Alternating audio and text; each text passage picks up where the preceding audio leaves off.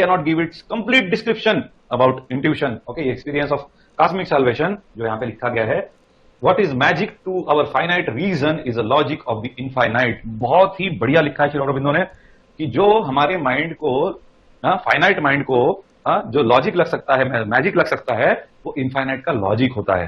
सो ये जिसका हम जिक्र करते हैं ना, चमत्कार, हमारे जिंदगी में होने वाले अलग अलग एक्सपीरियंसेस, हम बोलते हैं अरे बाप रे ये कैसे हो गया, मैंने तो बिल्कुल सोचा नहीं था. ये इसके पीछे किसका लॉजिक है? सुपर माइंड का लॉजिक है. व्हाट इज क्या कह सकते हैं इसे, magic to our finite mind is a logic of the infinite. उसका लॉजिक है, उसको पता है ये ब्रिलियंट मैसेज कैसे आप तक पहुंचाने हैं. आपने पिकअप कर लिया इस मैसेज को, आपकी जिंदगी बदल गई. There itself you come to know the cosmic solution here itself, now, right now, ऐसा श्री अरबिंदो मानते हैं. And that is the reason he talks about beyond the mind. Okay, now supramental change is a thing decreed and inevitable in the evolution of earth consciousness, for its upward ascent is not ended and mind is not its last summit. The integral yoga of Sri Aurobindo aims at ascending to the supermind and also at a bringing about the descent of the supermind. Integral इसलिए नाम दिया है कि ये सिर्फ आप ही का प्रयास नहीं होता है. इवोल्यूशन के प्रोसेस में सिर्फ आप स्पिरिटलेस मैटर से स्पिरिटेड मैटर तक, स्पिरिटेड मैटर से लाइफ तक, लाइफ से माइंड तक, ये सिर्फ आपके ही कंसर्न में नहीं होता है.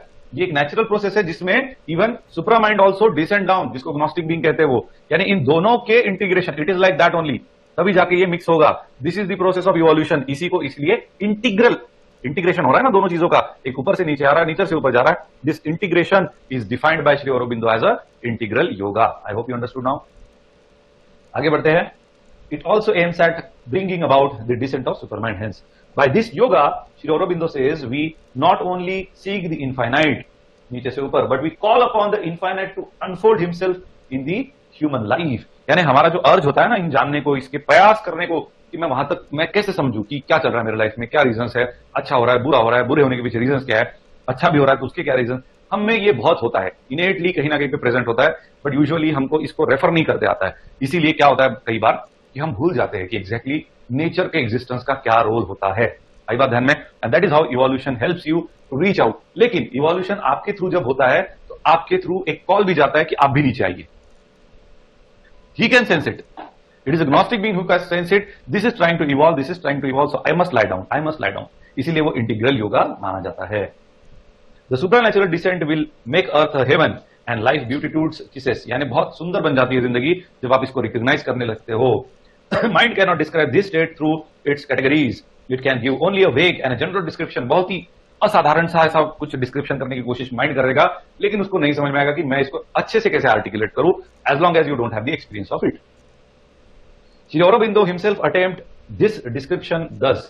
बहुत ही अच्छा डिस्क्रिप्शन देने की कोशिश की है, थोड़ा सा पोएटिक भी लग सकता है, लेकिन बहुत सुंदर है. लेकिन वो सुंदर है या नहीं वो हम तभी जान पाएंगे जब आपको इनके इसेंस का अंडरस्टैंडिंग हुआ है. ओके, वो लिखते हैं as if honey would test itself and all, यानी जैसे हनी मानो खुद को ही टेस्ट कर रहा है, and all its drops together and all its drops would test each other and each the whole honeycomb as itself, so should the end be with God and the soul of a man and the universe. ये एक metaphorical language है कि जैसे हनी कितना sweet है ये खुद हनी को ही पता चले, इतना ही नहीं तो उसके हर ड्रॉप को पता चले कि वो कितना स्वीट है, और होल पूरा यानी ड्रॉप्स को भी पता चले कि पूरा होल कैसे लग सकता है. ऐसा कुछ इनका डिस्क्रिप्शन है. The aim of Sri Aurobindo's lifelong sadhana have been to bring down the supermind to the world of a mind, life and matter. Okay. इसके बाद में कई सारा पोएटिक ऐसा थोड़ा कंटेंट यहाँ पे दिया हुआ है जो बुक्स में ही था CD शर्मा के. तो just I have written it so that जो स्टूडेंट इस लेवल तक समझ सकते हैं तो उनको लगता है कि मैंने आंसर में कुछ तो ऐसा यूनिक लिखना चाहिए जब ऐसा सवाल आता है, तो वो कोशिश कर सकते हैं. अभी पूरी फिलोसॉफी हमने देखी है श्री अरबिंदो की, क्या होता है इंटीग्रल योगा, क्या होता है descent, gnostic being, super mind, self consciousness, involution, evolution, इहैव अधुनैव, सारी चीजें जब हमने समझ ली है तो अभी अगर आप यूपीएससी के क्वेश्चन पेपर देखोगे कुछ भी डिफिकल्ट नहीं लगेगा. मैं 100% गारंटी देता हूं आपको. You will not find at all even 1% difficulty in understanding की यार श्री अरबिंदो तो मुझे समझ में नहीं आता है. इस साल का भी पेपर उठा लो आप. If you look at the question paper of 2021 mains, you will see the question of Shri Aurobindo कि जब इज द फर्स्ट है, वो कहते हैं कि इंटीग्रेशन में आपको लाइफ के हर कॉर्नर में डिसेंट होना चाहिए.